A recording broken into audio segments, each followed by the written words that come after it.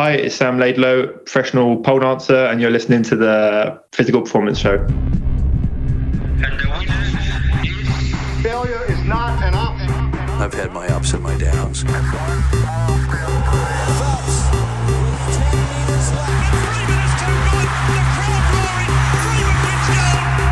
think it's an absolutely breakthrough experience.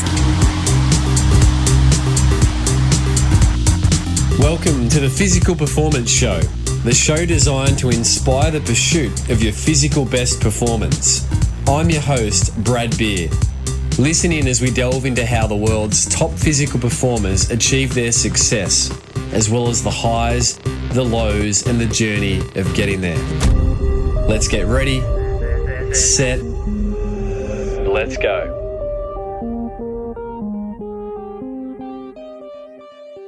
Welcome to episode 357 of the award-winning Physical Performance Show, proudly brought to you by Pogo Physio's online telehealth consultations. If you are a triathlete, endurance athlete, struggling with bone injuries, tendon-related concerns, or joint-related concerns such as kneecap pain, patellofemoral pain, then Pogo Physio's online telehealth consultations can be an ideal vehicle to help get you back to your physical best. I'm Brad Beer, sports and exercise physiotherapist by trade and training and founder of Pogo Physio. Each week, we'll bring you the latest and greatest information and inspiration designed to help you perform at your physical best. And of course, we do this across a range of our different episodes: interest editions, coaches' corners, learnings catch-up episodes, expert editions, and our original episode type, the featured performers. And today you are in for an absolute treat as we share with you a conversation we had pre the end of 2022 with rising Ironman Triathlon star Sam Laidlow. And during this conversation, you'll enjoy Sam recounting his career highs, lows, and the learnings that he's having to date. At the beginning of 2022, Sam finished a very credible 8th place at the Ironman World Championships held in St. George. And then by year's end, Sam came out and did what many thought was almost impossible, and that is he took it to the Norwegian train of Kristian Blummenfelt, current Olympic triathlon champion, and Gustav, Iden, both dominant Norwegian triathletes in the long course space. Sam picked up a silver medal at the 2022 Ironman World Triathlon Championships in Kona in October, and along the way obliterated the bike course record. It was a stunning performance, one that I rate as one of the greatest that I've seen in my 30 years in endurance sport. So get set for a fun and fascinating featured performer episode with Sam Laidlow.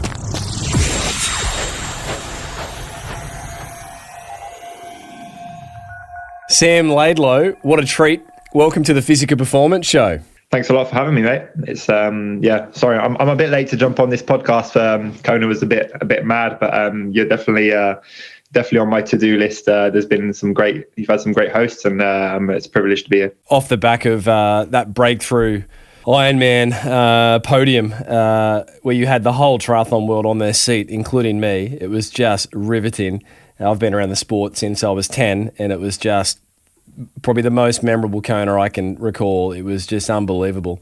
I had friends messaging me that weren't into triathlon, that were loosely into triathlon, but not into it.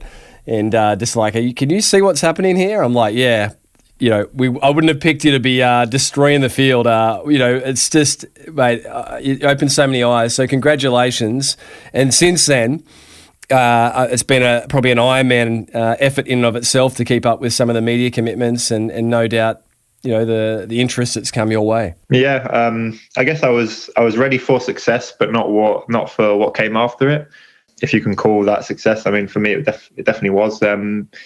It's just been not so much media commitments that have been bad, but just trying to make the right decisions, trying to have a bit of perspective because suddenly basically everybody wants a bit of me. And it's like, I haven't yet learned to say no almost. And so I was just basically saying yes to everybody. And then I would finish the day and be like completely empty, and it was quite different. I think what's got me to where I am is I have a very simple life. I live in this tiny medieval village in the south of France and just train with my dad in the garage, and it got me to like a world stage. And then suddenly I wasn't quite ready for it. But no, I feel like I've dealt with it well, and I really feel like now it's I feel like I have to be like a man rather than before I was just a boy, because I've learned so many new skills, and just whether it's, I don't know, negotiating contracts or dealing with lawyers or this or that, or there's so many things that have made me realize that actually, like, I used to think it was just swimming, biking and running, and I've come to realize it's a bit more complicated than that. The fourth leg of managing the success, the brand, the everything. Vincent Louis said earlier in the year, I thought it was brilliant. I have three brands: my looks, my money, and my brains. Yeah, no, Vincent is definitely, I mean, at the national level, he's in France. I mean, he's who you need to look up to. You know, he's done it all very, very well, and his management's great. I know his manager, and I've been lucky enough. So after Kona, I had about 4 or 5. I was in discussion with 4 or 5 managers, and I decided to work with Ronnie Schlidneck, who also works with Sebi Keenley and in the Super League and with the HEP Global team. So he knows his stuff, and he's really excited for the adventure. But actually, he was almost the only manager who didn't come towards me. It just kind of happened naturally at the after party in Kona. We just got talking, and because to be honest, I didn't even know he was a manager. So but I definitely need one. But actually, it's just the weird thing with triathlon is that compared to other sports, and I was talking about this with some pro cyclists out on the Breitling trip that we had in South Africa. Like, a cyclist will basically get paid, I don't know, let's say a 300k contract to ride his bike all year, and he's effectively an employee of the company, and he just focuses on doing his job. And for a triathlete, it's almost the opposite. We're almost like the head of a company, you know, like the CEO. And then because we're employing, I don't know, at the moment I'm employing my mum to help me with like the financial aspect. Like, I'm going to employ my girlfriend to help me on marketing and digital marketing and all that. My dad for coaching, manager, and then you've got you're basically you've got your company, and then on top of that you're trying to train 30 hours a week. So it is a challenge, but I think it definitely develops a big skill set, and it's exciting when I'm only 23. Yeah, gosh, I think it's easy to lose perspective on just how young you are, Sam. And I mean, it's easy to also forget that your debut Ironman was at the start of this year, 2022, in St. George. And then your first Ironman World Championships, my correction, was St. George. Yeah. And then, however many months later, you're on the start line for your second World Championship and picking up a barnstorming silver medal, just been obviously run down there at the very end by Gustav Iden. And what a day. I mean, it was a record-setting day. I'm a huge fan of people taking it out hard on the bike, and your bike leg was just, I can't remember a better bike leg in any triathlon. That was just unbelievable. 4:03? Yeah. 4:03, the new bike course record. Is that 4:04? No, I think. 4:04. Sorry, you'll take another minute off. You'll have that. 4:04. And your watt average, I mean, I think it was 311 watts that I saw somewhere. Yeah, closer to 320. I think it said on Strava about 315. But that's counting the moments where you put your shoes on at the start. Towards the end, I start to stretch. I'm not really pedaling towards the end, so I would say I think the normalized was maybe closer to 325, 330, but around about 320. That was definitely towards the top end of what I can do. But what was more noticeable was that there was no drop off. Normally, I kind of always set off at that kind of wattage, and it just fades in the last hour. And I don't know if it was. I think it was a mix of a few things. We had quite a strong tailwind pushing us back towards the end, and then also I was just racing on emotions. When you're leading the World Championships, you don't really feel like honking there. So I mean, it just everything came together. I knew. It's funny actually, because I remember after the Collins Cup, my humiliating defeat at the Collins Cup, the PTO sent a camera crew to do this documentary. And I never even realized that I was looking back at it, but I said something like, I feel like I'm on the cusp of doing something, but I've just never had the opportunity, or I've never done it, And so there was obviously clearly numbers and stuff in training that led us to believe that I could do much better than I was. Because I'd never won an Ironman, I never won a 70.3.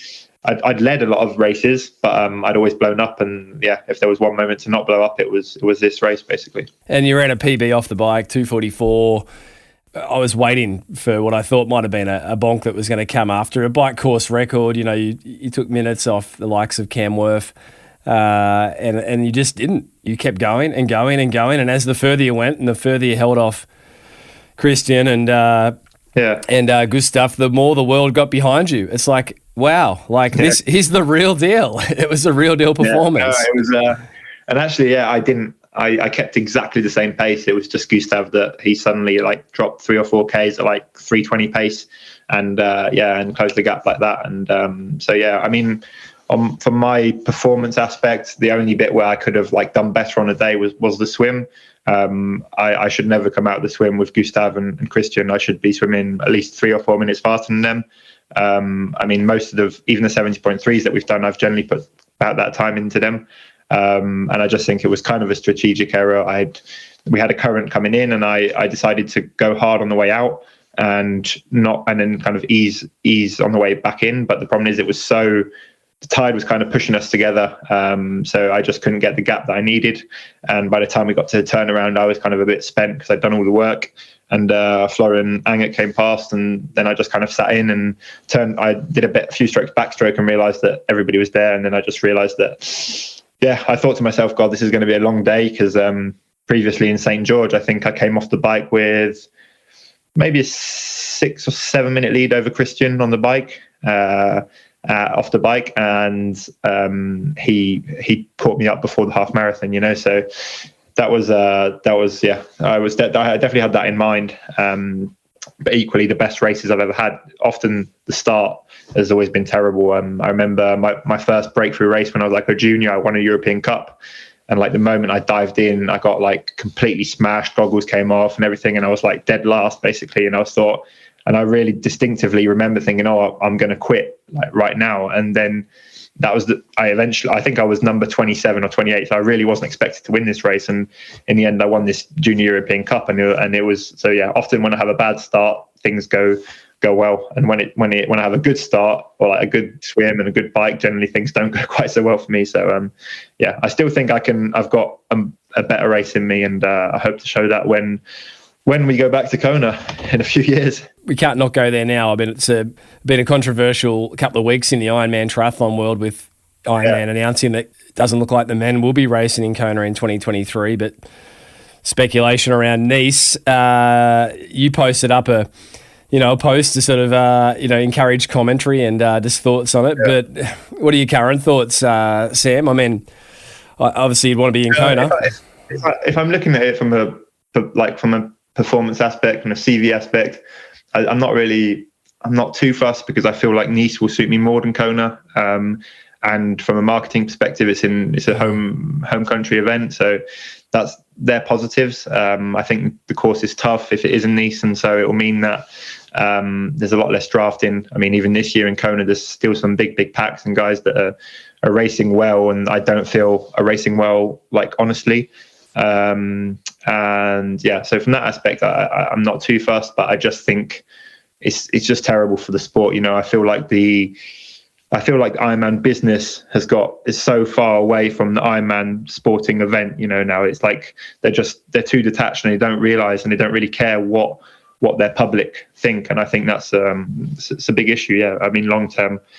And I think it is a great opportunity for the PTO, for instance, to just like dive in, maybe organize a race on a different island in Hawaii or something, so yeah, I don't know. I don't know what to say. I don't think it's going to change much. They seem pretty decided, but I just know long term it's not good for. I've received hundreds of messages, and I haven't seen a single person who's for this decision. It just so many couples that have who want to make it their thing to go together, even if it's just one racing, but they still want to all go together. And they might not be able to, because one's racing here, one's racing there, one's qualified here. And so many people that have already qualified for Kona already booked their tickets. And yeah, I just think it's a mess, really. And I think what I particularly dislike is the fact that they're blaming it on making the women's event bigger, but personally, I don't.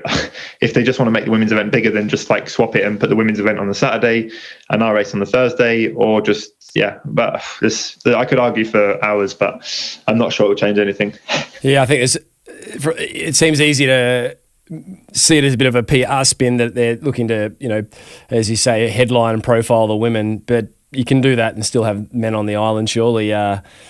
I had a known brand founder who popped in past Pogo Physio today where we record this podcast, Sam, and he sponsors many of the athletes, and he said his challenge is going to be, if it's in split locations, they want to be there to support both the females and the males. What do they do? Like, what do they do if they're... So I think geographically it's, it could be quite nice to see the sport potentially evolve, but I think splitting up the gender is just... It's kind of quite confronting. Yeah, the problem is that clearly there's more and more money in triathlon, which is a good thing as a professional. But what's happening is similar to you see in the World Cups, or it's just like whatever nation, or sorry, whatever city or country pays the most that's where the events are being held. But we're kind of losing the authenticity of the sport itself. And I don't know. Maybe it'll work out, but no comment. No, absolutely not. Like, I respect that. It's a tricky position for you to be in. Sam, before we sort of move off Kona and explore your beginnings, 3 sort of themes. The first is your confidence. The thing that struck me watching your performance is I watched the Collins Cup. I watched some of the lead-up races, and they clearly weren't your days. And I know racing, you kind of feel as good as your last performance. You carry it over and your confidence level rises or falls on that prior performance. I think it was Collins Cup where, you had some GI upsets or some challenges, cramps it might have been, and you were walking. How did you spin that around to go in and have such confidence led into the Ironman World Championships just months later? Yeah, so I'd been training super well leading into the Collins Cup. I'd done a training camp with Daniel Bakkegaard up in Farmo. And I was hitting some good numbers. I was really confident in my ability. I think what happened in the Collins Cup is that I was the only person who saw it as I was trying to make triathlon entertaining. I think it can be boring, and like in my head, it's like I was thinking about this the other day. I was like, how come so many, like millions of people watch MMA yet like nobody does it? I feel like lots of people do triathlon already, but yet nobody watches it. So I was just like, I can't wrap my head around that. And I feel if everybody kind of played the game a little bit more, it could quite easily be more interesting. Just a couple of years back, I remember when Cam Worth did this one video of Talbot Cox and just talking a little bit of shit about other athletes, like it blew up and everybody loved it, And I just felt like that's what the sport needed. And so I think that's what happened, is that I didn't take it too seriously, even the defeat itself. This Collins Cup is a race where we get paid to show up. Yeah. So I don't feel it's necessarily a rate. Like, I don't know, for me it's a show, and you see that because next year they're going to do it at the end of the season, which I think makes much more sense. So everybody can just show up and it was definitely a bit of motivation, but equally I knew I'd trained well leading up to it. There was the actual day of the Collins Cup, so many things just didn't work in my favor. I don't want to accuse anything, but these guys like Lionel and Sam Long, they had a lot of motor help compared to me. I saw their numbers. I saw Lionel's numbers. I saw my numbers, and I don't know, some things just didn't add up for me. And then on top of that, I just had terrible GI issues. But and then I guess I just moved on to the next race. Didn't really. It affected my family quite badly because they all came to watch me in the Collins Cup, and I'm not. I don't think. People who know me know that I'm not arrogant. I'm confident, but this race I clearly just came across as arrogant because what I was talking about was I said things like I'm not made from the same cloth as Sam Long, and then he I was right. He basically annihilated me, so it didn't come across great, I understand, but I also got a lot of messages after Kona saying, I wasn't too sure about you at first, and but now it all played out. But equally, I think they're like the partners that I am deciding to work with and all that. I think people who like me really like me, and people who dislike me, well, they can dislike me. And I'd rather that, I'd rather that than just kind of, if you get asked, what do you think about Sam Laidlow? Just kind of somebody sitting on the fence, Yeah, I think it's brilliant. You remind me a little bit of like Macca, putting a bit of energy and interest into it. And, the Collins Cup words, but how it was portrayed between yourself and Sam Long, it generated interest. I wanted to watch it to see who crossed the line first. So, it does generate interest. Did Sam message you after the Ironman World Champs? Yeah, he did actually. He also put me my big face in his Instagram story actually. So yeah, we'd already kind of made up at Dallas. I mean, I had nothing against him, I was literally just a bit of banter, and there's British humour and sarcasm, and I know that it's a thing in Australia and it's a thing in other countries, but the UK like a bit of sarcasm, and I guess in America they can be quite serious and not necessarily get it. But no, I respect Sam, and he's a great athlete, and we'll just move on. But I just think it's a shame because we could have built a real rivalry, that could have gone on for ages, and every time people would have watched it. And instead we've kind of spoiled that, which is a bit of a shame. Yeah, there'll be plenty more times you guys take to the line together. So Sam, confidence, you turned the ship around. You said you came out of the swim and you weren't having you felt like you'd made a bit of a tactical error in Kona. Was your mindset in a negative state after the swim, or were you still quite forward thinking? And this ties into expectations. Did you honestly expect a podium finish in Kona 2022? No, I didn't expect well, it's difficult to say. The thing is, in St. George, I came 8th, but I was extremely unfit and just came out of COVID. So I kind of knew that something was doable with much better fitness. About 3 or 4 weeks prior, we'd done PTO Dallas, and it was super hot in Dallas. And I really felt like I could keep going for ages. I finished 4th, so just behind Sam Long again. This time, everybody was just crumbling at the end. I felt like everybody was diving straight into these ice baths and stuff. And I really felt like I could have just kept going for double the amount of time. I couldn't push it any faster, but I could go. So then I had a bit of confidence, and my training was going well, and just I felt healthy. My HRV was great. I mean, it was and even when I went to Kona, then the 2 weeks that I spent there, just every day I was waking up and the training was going so well. I felt like there was no adaptation really to the heat. Maybe going to Dallas already, where it was even hotter than Kona. But no, I mean, I was equally in this kind of mindset, which could expect everything, because there's so many stories of people going to Kona with high expectations and getting completely obliterated. So I was I was confident in my ability, but I wasn't expecting anything or results. I mean, in my head, I knew I could go under 8 hours, which I guess is quite confident, because there'd only been 4 guys in the history of the sport that'd been under 8 hours. But the only problem is I didn't know that 10 more guys would suddenly go under 8 hours this year. And I think the sport's definitely hit a new level, and it's great to see. And training leading into Kona, curious on your fueling strategies and also the actual workload. What was some of the peak hours that you were putting in leading into it weekly? Weekly, I'd probably be not huge. I'm going to open my training peaks now and tell you. No, I wouldn't go over. I don't know. Probably our biggest week was maybe 26 hours, because it was quite difficult because we had Dallas and then we were kind of traveling. But I'm not a big trainer anyway. I guess my workload is quite high. Like my TSS will be quite high, because if I train. I rarely go and cycle at 200 watts. I mean, if I cycle, I'll cycle at my proper zone 2, which for me is 280 watts. So if that's already quite so demanding, an actual workload, the pure energy that's going out is quite high, but my hours aren't that high. So I would say I'm definitely more quality focused than I am quantity. That being said, when people say, "Oh, I'm much bigger into quality than I am quantity," people associate that with high intensity, but I do pretty much 0 high intensity. I had some gut issues, gut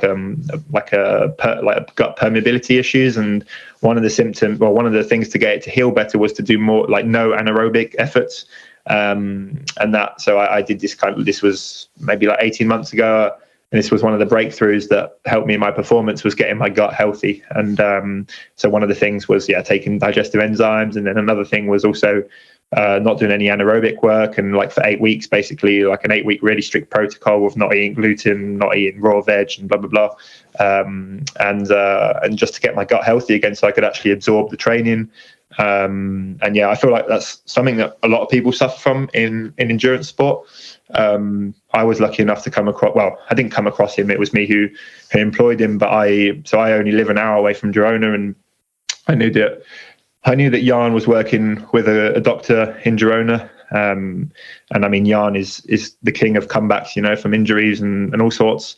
And so I went to see him and said, listen, I feel like there's something not quite right in my body, you know. I don't feel like because what was happening was I would wake up one morning after a rest day and feel completely tired, you know, because actually the tiredness was coming from some food that I've eaten, you know. It was creating inflammation, and I couldn't train properly. So once I got that sorted, I definitely made a huge difference to me. And and actually gut health is often overlooked, but I think some people, I feel that some people can massively benefit from it, because at the end of the day, if your gut's not healthy, like, you can't keep up with the workload of training. I think fueling's so easily overlooked. I work as a sports physiotherapist, and in the endurance capacity, I think still one of the greatest challenges athletes face is making sure they have enough energy available to, you know, absorb the workload and have their bodies stay healthy.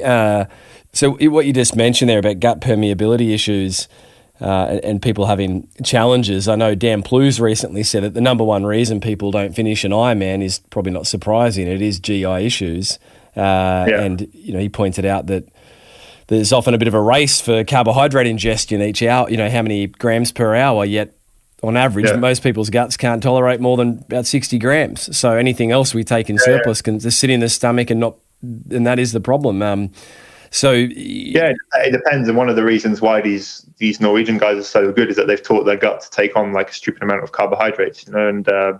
And I think, I don't know, this is maybe just a theory, but I feel like this 60-gram rule is kind of false, fake news, because like lots of people sit down and eat a plate of rice or a plate of pasta, which is way more than 60 grams of carbohydrate.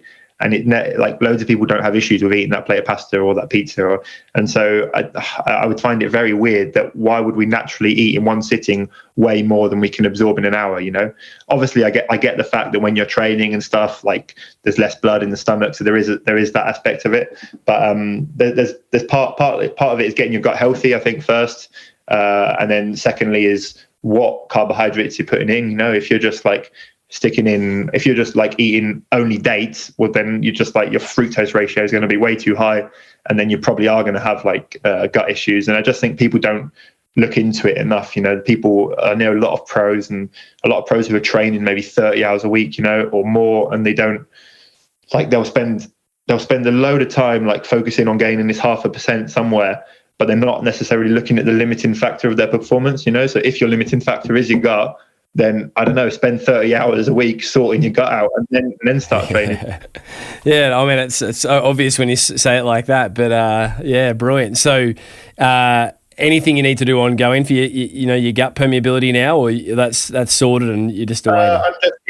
I'm careful with it. I'm like, I don't get on super well with grains, so like cereal, but it's almost like a natural feeling. I can naturally feel it's just random stuff like red peppers also seem to upset my stomach. So it's more just like listening to your body. But it's much better now. And I was also working with a nutritionist based in Ireland, and but we just kind of also these things take time. You know, it's like I think my doctor was saying that it's like the onion principle or something, where you take the layers off and like finally you find the problem at the core. You know, you just keep eliminating, like, what we call it. We say like leave no stone pebble. I can't remember what the freaking quote is. You'll leave no stone unturned. Exactly that.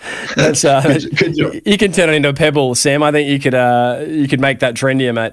And Sam, I think the last question just on Kona, you posted a beautiful post on your gallery on Instagram. It's pinned to the top, but everyone was waiting for it. You know, would Gustav catch you? Iden, that is obviously the 2022 Ironman Kona World Champion. Would he catch you? And when he did, there was that moment. Everyone loved it. Sports fans. It was just a symbolic moment. You ran past. You gave an exchange, fist pump, high five, sort of. And then, you know, everyone was asking you, what did he say? You posted up, for those that have asked, here's what Gustav said, I'm proud of you. So that's some fighting spirit and serious respect out there with circa, how many Ks to go was that point? It was not many. I think there was about six or 7Ks to go. Yeah, 7Ks to go, which I don't know. When you think about another race, like when I was the same, I was thinking about this a couple of days. I was like holding Blummenfelt off for 7Ks is a bloody long time. Like that, if I was to get that, like just be put in a situation where I've got like a 1 minute 30 lead on Blummenfelt and hold it off, I don't think I would. So yeah, I'm pretty proud of that.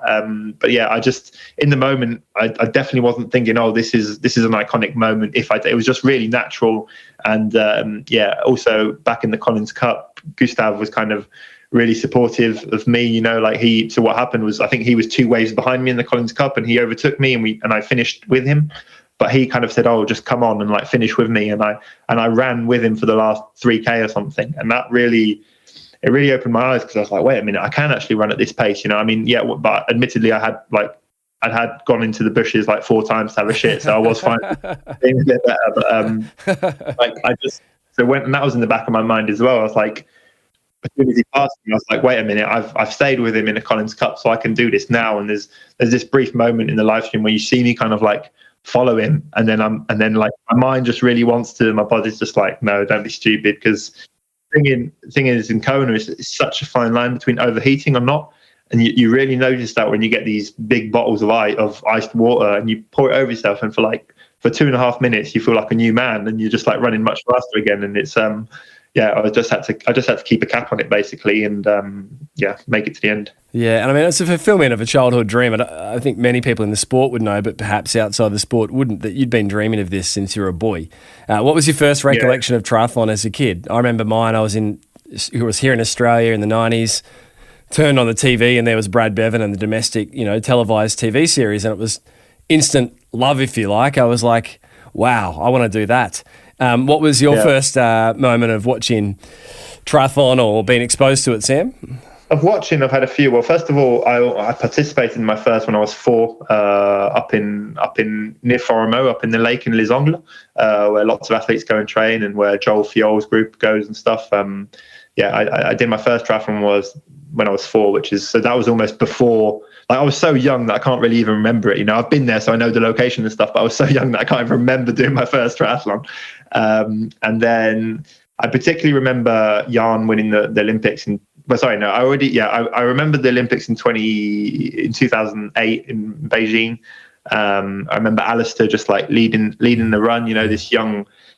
This young kid full of confidence that just went out the front until he blew up. And that's always how I felt as well. Like, I've always felt like I need to see what you have to do to win. And in order to do that, I just need to stay at the front until I can't no more, and I think that's just an instinctive thing in me that I'll always keep. But I remember, because it was like 5K into the race, and we were all watching it with my mum and my dad. And my mum said, "Oh, I think when you'll grow up, you'll be more like Frodeno." And like, I don't know if you remember, but Jan wasn't at all the favourite for this race. Like, no. He was good, but nobody expected him to win. And then he won the bloody Olympics, and then kind of, I never really thought about it. And then he starts moving to long course and starts becoming and winning the world champs. And so I was like, actually, I could do with being like him. That's not too bad. It's funny because now, like, I'm signing. Well, yeah, I don't know when this is going to be released, but it's looking like I'm going to sign with a lot of Jan's brands, because they kind of see the next Jan Frodeno in me. And I don't totally agree with it. I think I'm a lot less clinical than he is. I'm also, I don't look as lean as he is. And I don't know. It's a good person to be compared to. And I'm truly honoured. And I actually finally got to meet him for the first time. Well, I raced him briefly in Gran Canaria a few years ago, but I finally got to meet him about 2 weeks ago in South Africa. We had a trip with Breitling, and yeah, it was great. I thought he was at the finish line somewhere around there at Kona this year. Yeah. Sorry. Yeah. I mean, I'd already met him, just not to talk to, and go for a ride with. But it's a weird vibe between Jan and me, because I can still see like the pure athlete who just wants to win. And Jan's very good at, he's got this aura about him, where he wants to make you feel like he can beat you at any time, And we were in South Africa and in this huge villa, and it had a private wine cave, and we were tasting expensive wines. And he just, I said something like, this was like 4 hours deep into an evening, and I said something. I thought like we'd gone away from triathlon, or like gone away from serious talk, and I said, "Oh, what's your plans for next year?" And he straight away said, "I'm going to come and beat your ass in Kona." I was like, okay. this guy is dead serious, and I think that's what makes him so good. And that's what's truly amazing about Jan, is that I genuinely don't feel he's the most talented guy, yet he's classed as at the sport at the moment, which is amazing. And you said you feel you're less clinical than Jan. What do you mean by that, Sam? I'm just a bit more brash, if I go for a party, I'll go and party hard. He probably has, I'm sure, when he was my age, but and it feels like when Jan races, everything is thought through. It's super super tactical, and he does race at the front, but it's just like me. I'm the kind of guy who just throw my power meter off and just like go for it. And we're slightly different in that sense, but equally that's what makes me. And I don't want to be the next Jan Frodeno. I want to be me. And I'm not at all. Also, I find it kind of, I don't think I can be compared to Frodeno, because I'm never going to win the Olympics, and I'm not even sure if I'll win Ironman 3 times. That's not necessarily my goal. I want to win Kona definitely once. But I don't know what I want after. Well, sorry, I know what I have visions in my head, but it's not for me. It's not just about performance. I want to be remembered in the sport, for other things, just being a good human and being able to give back. And I don't know, so many other things. I also want to explore my creative side, and which I don't feel I've had the opportunity to yet. So I don't know. At the moment, my target's Kona, but once I've hit that, I'll probably go and do something completely different. Hopefully link the two together with triathlon, but we'll see.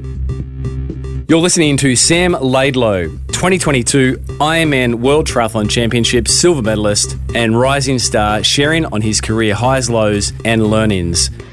Support for today's show comes from Pogo Physio's online telehealth consultations. If you are an endurance athlete, runner, triathlete struggling with bone stress injuries, tibia, femoral, pelvic or foot, or perhaps persistent Achilles tendinopathy, proximal hamstring tendinopathy, or maybe joint-related pains such as patellofemoral pain, then our 45-minute online telehealth consultations are utilised by athletes globally to help get them back to their physical best.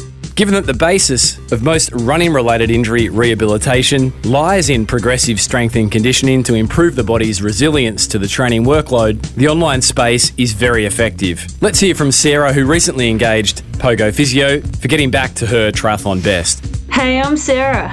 I'm a competitive age group triathlete from Australia, and telehealth 100% works. I did telehealth with Brad for chronic sesamoiditis, and I didn't need any hands-on treatment. I had exercise prescription and load management with my training. And this, along with Brad's expertise and genuine care, got me across my Pogo finish line. To schedule your 45-minute online consultation, jump over to pogophysio.com.au/telehealth. There you can select a consultation with myself, Brad Beer, or any of the Pogo Physio team. For now, let's jump back with Sam Laidlow on this featured performer episode, sharing on his career highs, lows and learn-ins to date.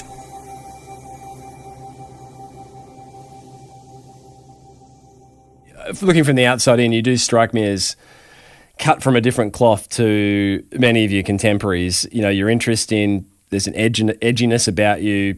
You're kind of a little bit unexpected. What's Sam going to pull out of his sleeve next? So I think you already do stand out as a bit different in a positive way. Yeah. I when I say explore my creative side, I generally mean explore it, because I haven't got a clue. I feel like, so my mum comes from like the art industry and textile and design, but it's just something in my education in France that I've never got to discover, because I was so quickly like put into sport, and I was so obsessed with that. But I eventually, I don't know, want to create my brand, my image, and maybe relate that to sport. And somehow, I don't know, I've always felt that it's funny, because high level sport, it comes across as really selfish in a way, and it feels selfish at times, because everything, you're trying to motivate people into your project, and people tag along, and it's great because I can motivate people, but it's always about me, and I even feel bad for my little brother, because in the household it's like, or even he goes to school and people say, oh, it's amazing what your brother's done and blah blah blah, But anyway, all that to say that I feel that once I get to a certain level, like basically triathlon is just my canvas.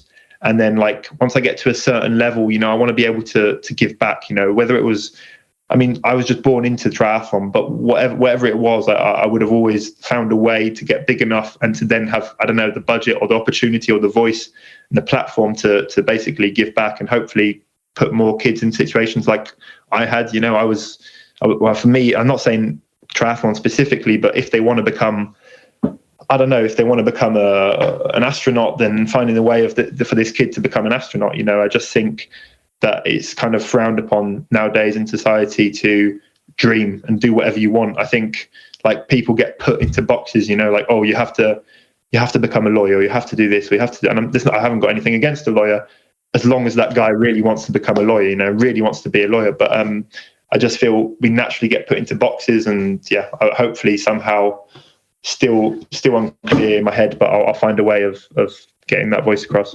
Mate, we'll watch this space, Sam. I mean, you grew up with triathlon, like your father, Richard, who's your current, obviously, coach, and there was that great moment at the end of Kona where you were both very emotional, and that's the heart of sport. I mean, it's moving for anyone to watch. It's just a pure outpouring of really a dream since you were a boy, and years of, as you say, your dad been in the garage with you in recent times, plotting how to take down the Norwegian train. But you grew up around it with an age group. I believe your father Richard was coaching age groupers, having camps, and so it's really been with you since you were a boy, which I think makes it all the more special. Yeah, it was. You know, my dad's pretty inexpressive, and I've never seen him cry. You know, I've won some races, won some Ironmans, like non-branded Ironmans and stuff. And he's never shed a tear. You know, it's like he'd give me a hug and I don't know, like say I'm proud of you. But this was the first time I saw him cry. And yeah, it's wow. Yeah, the only thing that was difficult for me is not having my mum and my brother, because they play as big a role as my dad does. We're very close family, and that's what's my strength at the end of the day. And that's the only thing that separates me from any other athlete, you know, or any other story, I guess. And I think that's also probably my biggest strength is being able to keep my family together. You know, I've got if I was to be asked like what is my biggest strength, I would say perspective, because I have this kind of weird sense of looking at myself from above and knowing that, like, I don't know, so I'm not going to have a row with my dad because I don't want it to, it's like I can kind of take a step back and think, oh, this is stupid, you know, I'm not going to marry a girl who lives in, I don't know, Paris and move away and live there, because at the moment my strength is my family, and like I need to build around that, you know, and I need to grow around that and make sure that they're happy, because that's what makes me happy, and then that generally just having a good balance is what makes you perform well. And yeah, I've always had this ability to kind of take a step back and make decisions with a bit of perspective, which I think is what I'm most proud of, I'd say. That's so interesting. I think you just broke the hearts of many Parisian girls there, Sam. We call this, obviously, the theme of this show, the highs, lows and learn-ins. I'm going to push you for top 3 time trial tips. Your bike leg in Kona was brilliant, beautiful to watch, just an exhibition of time trialing beauty. Yeah. What are Sam Laidlow's top 3 time trialing tips? The first one is maybe a bit controversial, but I would say don't just go into a bike fitter and listen to like what he says. I mean, I know some good bike fitters out there, and like full credit to their work, but it's just, I've always found that like whatever you feel comfortable in and whatever you feel is fastest, that's probably what is going to be fastest. I mean, you may know or not, but I got a brand new bike size 7 days before Kona and completely changed everything. So like the position I had in Kona, it's just like, it was a position that I'd had in my head, but I'd never got the opportunity to do it because I didn't have so the Trek mechanic had made me these extra long bars, and I managed to put all my reach as far forward as possible, and kind of rather than being like really when my hips closed, I kind of all pushed it forward. And so I would say whatever you feel comfortable. You often see people that try and imitate another position, or they'll see, I don't know, high hands and go and do that. Or so whatever you feel is comfortable, just like you tweak your bike until it feels good. I think that's really important. Secondly is Like, definitely focus on. I think I've heard Cam Worth say this before, but I knew this tip way before his tips. Learn to ride the road. You know, the goal is to ride fast. It's not to put as much power out as possible. It's, if anything, it's the opposite. So just like, especially in Kona, it's like the road is really rolling, and so there's lots of moments where you can gain speed and kind of keep momentum. And I think that's something that people completely forget about. You know, sometimes it might be worth pushing them extra 50 watts if it means you're getting over the hill at a much higher speed and then keeping that momentum going. So that's, I think, one thing that helped me. And then the third thing would be, it sounds a bit normal, I guess, but I would say just like nutrition, hydration, in Ironman especially. I mean, I had like 4 liters on my bike, you know, because I have such a high sweat rate. So, and at every single aid station, I had to force myself to drink 500 ml. So I would like, don't worry about the extra weight that's on your bike, you know, because yes, it might go you down by, I don't know, like half a kilo or kilos or 3 watts or whatever you want to call it. But at least you risk like not completely blowing up.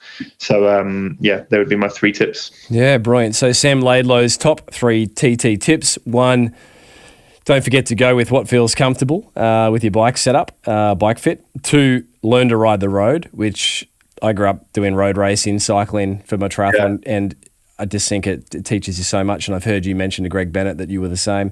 3, nutrition, hydration. Don't be afraid to take on extra weight, as long as to ensure that you're doing that side of things well. And then we can all expect bike records in Kona. And if I was to add a 4th one, it would to get a TT suit that fits you, because like there's a lot to be had. There's a lot to be had in the material, you know.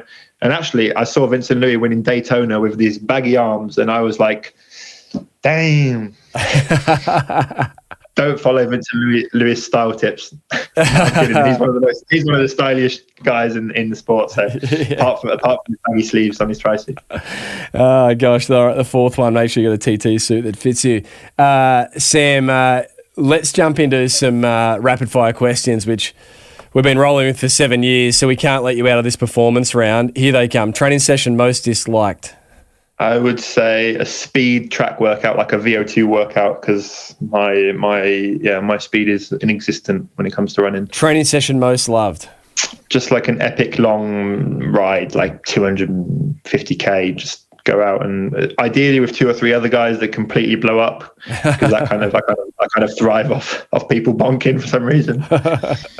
Favorite pre-race meal? What fueled you in Kona? Mashed potato, vegetable, and chicken. Mashed potato, vegetable, and chicken. Who's the athlete you most admire and why? Muhammad Ali. And the reason? Just because he's one of them athletes who's just bigger than the sport itself, you know, and that's what I doubt I'll obtain Ali's reputation, but I would like to always be bigger than the sport itself, like bigger than triathlon, because I feel it's quite a small pool of people relatively on the world scene. And yeah, he was just, he did things that went way bigger than that. So that's way bigger than boxing. So that's what I admire with him. Yeah, brilliant. Toughest competitor Sam Laidlow's ever raced? Who's that and why? Toughest. I'd say the toughest competitor is probably Blummenfelt. He's just so tough. This guy just like will suffer. He just like loves to suffer. And I even saw this picture of him on the weekend doing the run leg in Bahrain, and it was just like you could just see, just enjoys it. And I'm adamant that if the world went to an end and like you just asked him for him to have 2 things, he would just have food and a turbo trainer in a small box, and he could just suffer and eat, and he'd be completely content with that. That's it's funny you said that. I saw that 68-minute half that he ran in Bahrain, and I thought, you know, for these guys, it's kind of a, you know, it's not a competitive race, right? It's an appearance race, and of course, and I just thought, wow, yet he's still determined to probably have a faster split than Vincent in the individual race. I remember at Super League in Mallorca when I was there for the physiotherapy side of things, Sam, I said to Malta, to Kristian waiting for a bus, have you got a girlfriend? And Kristian's response with no hesitation was, No way, just have my pain cave. And I just thought that was just brilliant. See, exactly. But I got asked in, I think, by the PTO or something to describe athletes. I think it was the Collins Cup. Describe athletes in one word, and they said Blummenfelt, and I said Mark Zuckerberg, because for me, he's like the Zuckerberg of triathlon. You know, this guy, he's just his balance. Like, we all need different balance to be good, and it requires very little. He's just training and suffering and eating, and then the guy's content, and that's what makes him so good. Yeah, fascinating. Nearly out of the performance round, Sam. Few final quick fires to go here. Best recovery tip, Sam? Definitely eat well, like not just eating enough, but eating healthily, and just being happy. I think that makes you recover much faster, I reckon, than stressing over some stuff or some situation you don't want to be in. So yeah, being content and just having a good balance, I think. I was going to ask you your top 3 fueling tips, but I think you might have covered them off there. Eat enough, eat healthy, be happy. Kind of powerful. Yeah. One word. Here's that one word. You prefaced this before, but one word to describe Sam Laidlow's racing style. Aggressive, I guess. Yeah. Yeah, aggressive. Makes sense. How would you, Sam, describe being in the zone? I feel like in training or in racing. In training, I kind of feel in the zone when you're just like in the middle of nowhere and 3 hours deep, and you feel like, I don't know, in a way you feel much smaller. Like, you realize how, I don't know, it sounds weird, but when you're in the middle of the mountains or somewhere and you realize how small you are, that's when you feel like you're in the zone, you know, like I don't know, you see mountains around you and they're much bigger, and the weather, I don't know, is terrible, and you're just such a small, like, spit of a person on the globe, you know. I think that's what feels for me like I'm in the zone. And then when I'm racing, as I said before, I really get this buzz off knowing that other people are suffering, you know, and kind of just, yeah, the more I can inflict pain on others, for some reason, that really gets me going. The more you can inflict pain on others, the more it gets you going. That's fascinating. Sam, final question in the performance. Oh, actually, no. When was the last time you were in the zone racing? Was it Kona? Probably your last race was Kona. Yeah, definitely Kona. Yeah, Kona. I was in the zone, especially on the bike, just in that kind of flow state where everything was just going well. You know, no niggles, nutrition was on point, and I was just like, I didn't want it to end, really. Wow. And your effort level? Did you feel like you were exerting a high effort level, or was it disproportionate to what your performance was actually showing? I felt like I was exerting a high level right at the start to get away, because I had to overtake like 20 guys and kind of make the break happen. And then once we hit the turnaround and I was actually expecting it to get hard from then, that's when I really felt kind of more and more comfortable. And as I said, I just almost didn't want it to end. Yeah, brilliant. Last question in the performance round. We know that epic sessions alone don't make champions, as per Stephen Seiler's teachings, but what's the hardest session you can recall ever doing, Sam? I've done a decent one swimming, which would be like 50 100s going on 115. Yeah. And then running. There was a period where I was getting up to these like almost 30k track sessions, and they were pretty hard. But yeah, I would probably say that swimming one. Yeah, 51s on 115. You're out of the performance round, Sam. Final few questions here. We ask every guest to issue a physical challenge for the week. So this can be anything. Can be entry level. Can be related to your morning time routine. What is Sam Laidlow's physical challenge to the listeners going to be? I've got one. Should we be worried? People won't be able to see this because they won't see the video. Well, there will be the video episode on YouTube. So here we go. Got a towel? You should have told me that. I would have put a nice top on. I would have put a sponsor's top on. You get your towel like this, and then like every morning, you go to your bathroom and do your shoulder mobility work like that. See, that's pretty impressive because that's really narrow. So you do that 10 times, 20 times. And then you'll be a much better swimmer. So Sam Laidlow's shoulder mobility challenge. Yeah. And we'll put that little video up on YouTube, Sam. Sorry, on the social channel we'll overlay your sponsors on top. Sam, if you could boil everything you've learnt to date into one piece of advice to help listeners of this show perform at their physical best, what would that solitary piece of advice be from Sam Laidlow? Just be patient, I guess. People aren't this is another quote that's not mine, but it's like people overestimate what they can do in a month and underestimate what they can do in a year or 10 years or a lifetime. So I would say, be patient. Be patient. So powerful. I often talk to athletes coming out of injury, like, don't look at the next season, look at your next 3, like it's just hard to get that perspective. Where do you get such good perspective as a 23-year-old?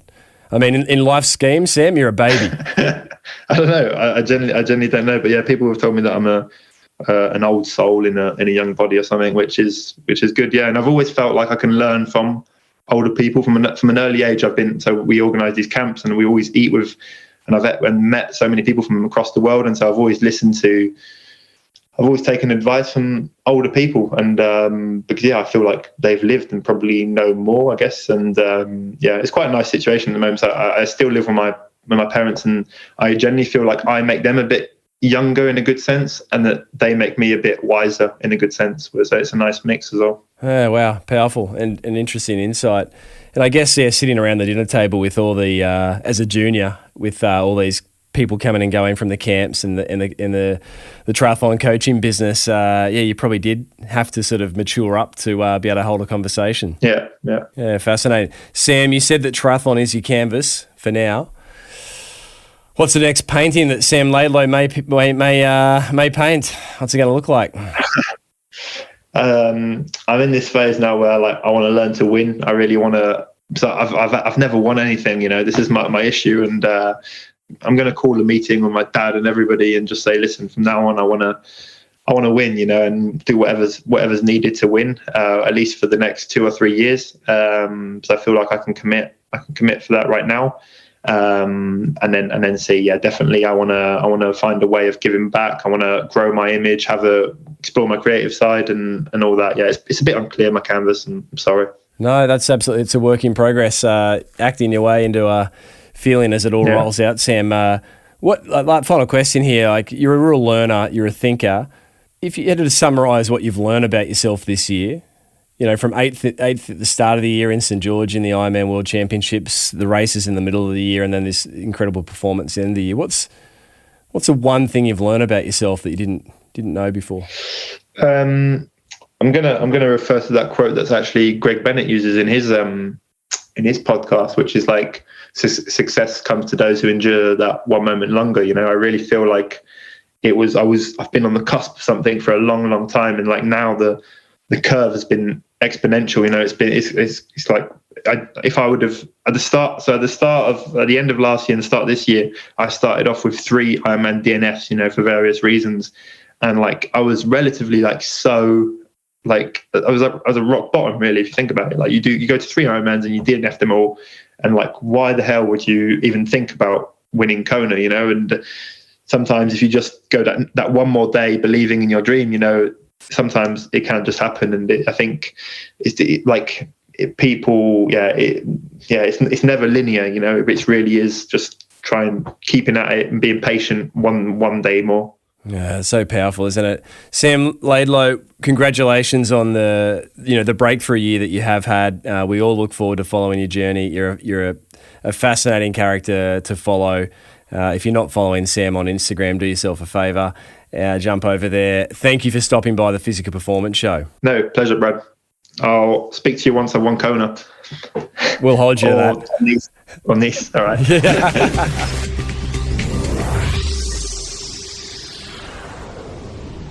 So there you have it, another episode of the Physical Performance Show, and I trust and I know that you enjoyed Sam's sharings today. Now, if you are yet to follow Sam, jump over and give him a follow on the socials, Instagram at Sam Laidlow, Laidlow. Whilst there, be sure to post a podsy. That's a screenshot of the episode that you're enjoying at any given moment, and tag in the show at Physical Performance Show, and we'll get around and re-share those. They are always a whole lot of fun. Massive thanks to our Patreon supporters. Your practical support makes this show possible. If you would like to support the show from just $5 per month, you can jump over to Patreon, Just search the Physical Performance Show, and there you can pledge your support. Now, in return, we will grant you complimentary access to our extensive back catalogue of live stream events, including Dr. Stephen Seiler, Dr. Shona Halson, Rinny McGregor, and Rory Darkins, who delivered a masterclass on positive sports psychology late in 2022. So once again, jump over to Patreon, just search the Physical Performance Show, and there you can pledge your support.